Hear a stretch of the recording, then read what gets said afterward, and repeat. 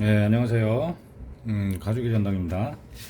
오늘 좀 보여드릴 거는요, 이 단추 구찌 지갑인데, 이 단추가 고장이 났어요.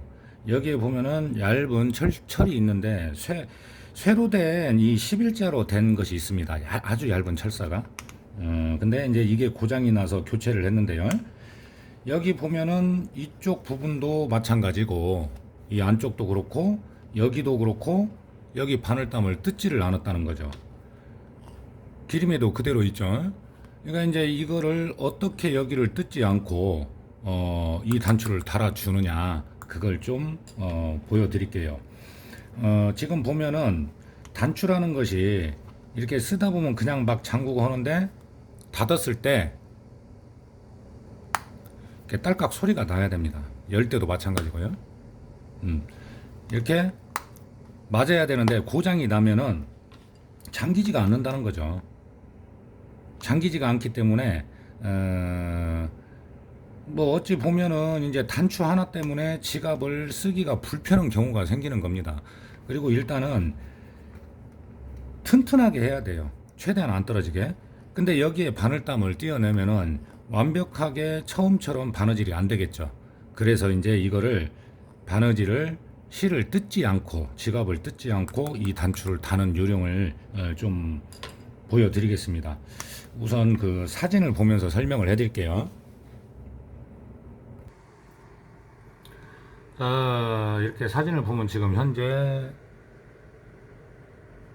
얇은 쇠가 안 보입니다. 그게 이제 고장이 난 거죠.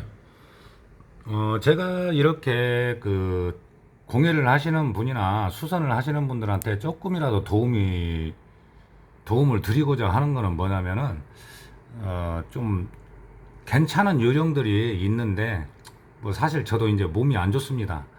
뭐 잠깐 아프거나 치료를 하거나 수술을 하거나 해서 되는, 아픔이 있고, 뭐 이제 평생 안고 가야 되는 아픔이 있고, 뭐 점점 좋아지면 좋겠지만은 그렇지는 않습니다. 그래서 좀 좋은 내용이 있으면 좀 같이 좀 이렇게 좀 했으면 하는 마음이에요. 약도 소용이 없고 수술도 안 되는 상황이다 보니까 그렇습니다. 자, 일단은 이 바느질을 뜯지를 않아야 되기 때문에 단추를 아주 조심스럽게 뜯어야 한다는 거죠. 빼낼 때. 이게 중요해요. 이게 중요하고, 여기 보면 이제 이 겉면 가죽과 안에 천이 있잖아요. 그거를 거기에 이제 본딩이나 이런 것이 돼 있기 때문에 거기를 또 조심해서 분리를 해줘야 됩니다. 그리고 나서 이제 이렇게 단추가 달아지게 되죠. 떨어진 것은 이제 원래 것은 어쩔 수 없이 이렇게 이제 뜯어진 거고, 이 부분을 단추를 달아서 아까처럼 닫았을 때 딸깍 소리가 나게 돼야 된다는 것이죠. 그러면 이제 또 작업장으로 가서 이 단추를 어떻게 지갑을 안 뜯고 하는지 그걸 좀 보여드릴게요. 여기 이제 단추가 있는데요. 단추 같은 걸 교체를 할 때는 딸깍 소리가 나는지 잘 잠기는지 확인을 해야 됩니다. 이렇게요. 그러면 대부분이 이쪽 부분이 위로 가죠. 근데 이제 이런 로고나 명품들을 보면은 아래쪽이 이제 요 모양으로 되어 있다는 겁니다. 그러니까 이걸 이제 교체를 해주는데 이건 상관이 없어요. 잘 여기에 맞기만 하면 됩니다. 사이즈가. 근데 문제는 이쪽 면에서 들어갈 때 이 안에서 보면은 너무 튀어나와도 안 되겠죠. 근데 튀어나오는 거는 뭐 어쩔 수는 없고, 원래의 것이 이렇게 납작하게 돼 있어요. 하단 부분에 들어가는 것이 납작한데, 지금 단추를 갈아줄 부분은 이렇게 보면 동그랗고 볼록 튀어나왔다는 거죠. 대부분 공예를 할 때는 이게 위쪽으로 들어가니까. 근데 이걸 이제 최대한 평평하게 해주는 겁니다. 그리고 바느질을 안 뜯기 때문에 이 타공 구멍이 보통 2.5mm로 타공을 하거든요. 이 심이 들어갈 정도니까요. 그리고 예를 들어서 너무 커도 단추가 빠질 수가 있어요. 그렇기 때문에 그 부분을 어떻게 하는지 보여드릴게요. 볼록 튀어나온 부분을 납작하게 해줄 때는 리벳을 달 때 쓰는 도구가 있습니다. 이거를 이제 종발에 놓고 동그랗게 나온 부분을 납작하게 만들어 주는 것이 좋아요. 그런데 만약에 이 도구가 없다라고 하면은 가시메우지나 이런 거 있잖아요. 이런 걸로 해서 이걸 최대한 납작하게 만들어 줍니다.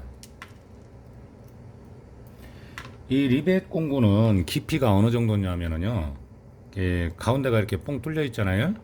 그러니까 이쑤시개를 넣어보면 이 정도 깊이가 들어간다는 거죠. 약 한 1.5에서 2cm 정도가. 그렇기 때문에 이렇게 딱 넣었을 때, 이렇게 됐을 때 안으로 충분히 들어간다는 것이죠. 심히 손상이 안 된다는 거예요. 그리고 이제 주의하실 점은 뭐냐면, 막 납작하게 한다고 해서 너무 세게 때리면 안 돼요. 응? 미워하는 사람 생각하면서. 왜냐면 부속 자체가 망가질 수가 있기 때문에 무리한 힘을 주지 않고 이런 식으로 망치질을 해줍니다. 자, 지금 보시면 어느 정도 납작해졌죠. 여기가 면이 동그랗게 나온 부분이 없죠. 만약에 이 리벳 공구가 없다 하면은 뭐 이런 그 스프링 단추를 쓸 때 쓰는 것도 좋고, 가시매 될 때 쓰는 것도 좋고요. 이걸 이제 심 주변으로 해서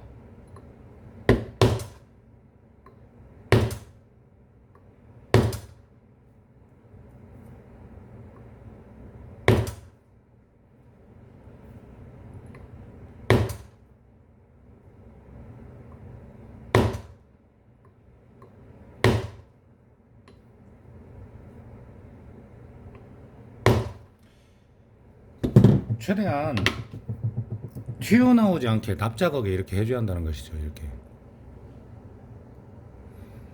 그리고 나서 어떻게 하느냐, 여기를 잘 보시면은 여기에 그 쇠가 두 겹으로 11자로 돼 있어요. 11자로 돼 있으면 이걸 이제 가죽에 원래 있던 지갑 그 타공 사이즈에 맞게 넣어줘야 되기 때문에 이 두 겹으로 된 부분을 놔두고 양쪽을 이제 끊어냅니다.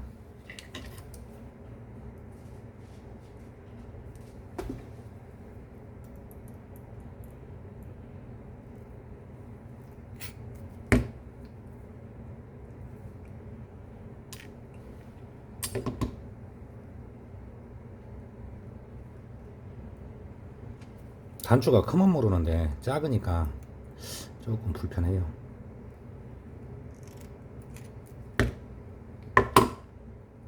자, 그러면 이런 모양이 되잖아요. 이런 모양이 되면은 타공 구멍에 밀어 넣을 수가 있습니다. 그러니까 이걸 이제 보면서 좀 크다, 잘못 잘라서 좀 크다 싶으면 또 한 번 잘라주고. 그러니까 그 근본적인 목적은 뭐냐면 이 가죽이, 명품들이 가죽이 상하면 안 된다는 거죠. 단추를 다는 것도 중요하지만 그냥 가죽 자체가 상하면 안 되잖아요. 그래서 그 타공에 맞을 수 있게 이렇게 해서 준비를 해줍니다. 그 다음에 이제 이걸 이제 거친 면을 다듬어 주는데요. 이런 미니 드릴 있으면 좋고, 없으신 분들은 뭐 쪼까 이제 팔이 아파도 사포로 해야지 어떻게 그랬어요.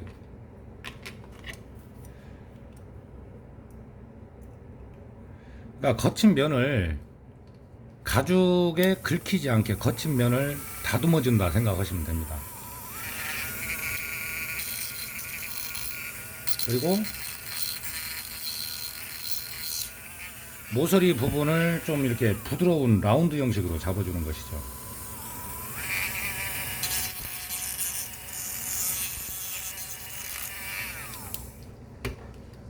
제가 이걸 원래 저는 그냥 손으로 잡고 하는데 잠깐 제가 이걸 좀 매끈하게 거칠지 않게 다듬어 놓겠습니다. 자, 이렇게 모양을 잡아서 만들어 주면은 일단은 그 제품에 손상이 안 가게 해야 하잖아요. 그리고 타공 구멍이 있으면 지금 이건 가죽이 너무 두껍기는 한데요. 뭐 일단 비슷한 걸로 좀 골라봤어요. 이거를 이제 이렇게 안으로 넣어준다는 거죠. 안으로 넣어주고 한쪽 같은 경우에는 이런 그 너무 세지 않은 걸로 해서 밀어 넣어줍니다. 근데 여기에서 먼저 해야 될 작업이 있어요. 대부분 보면 이 안쪽에 포켓 안쪽을 보면은 여기에 이제 안감 천이 들어가 있잖아요.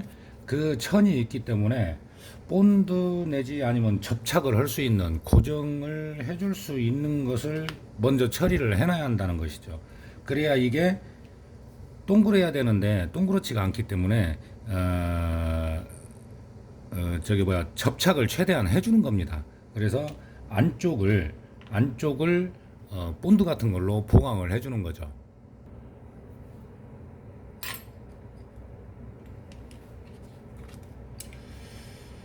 자, 우선은 안에 이제 본드 같은 걸 보강을 했다라고 가정을 하고요.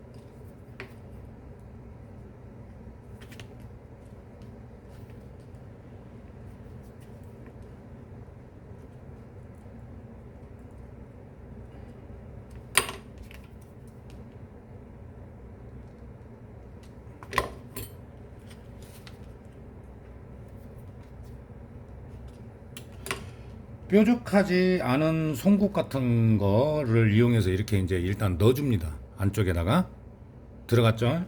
그러면 이 부분 역시 뭐냐면 본드 아니면 수성 글루 이런 걸 이용해서 최대한 접착을 해주는 거죠.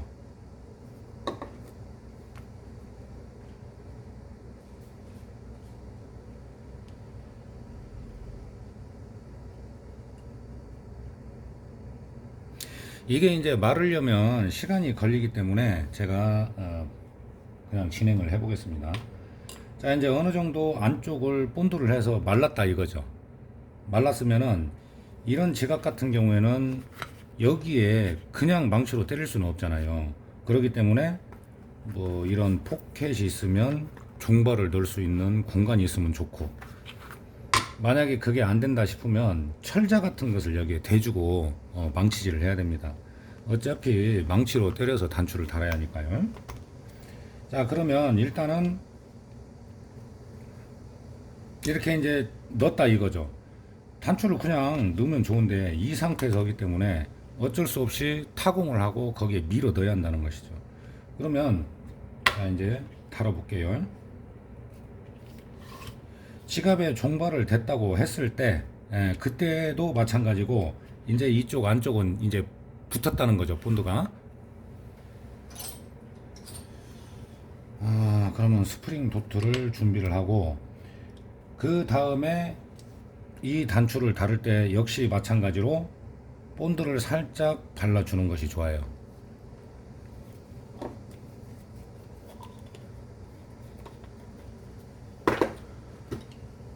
본드도 종류가 많은데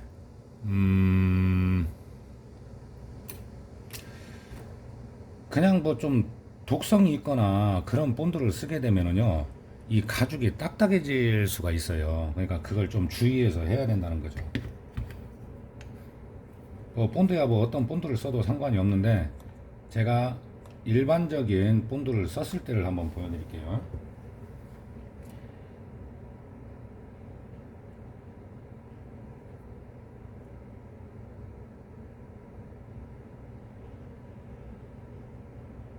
단추의 사이즈를 벗어나지 않는 선에서 본드칠을 해줍니다. 그리고 나서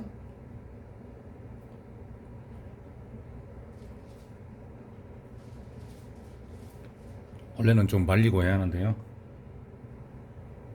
이 상태에서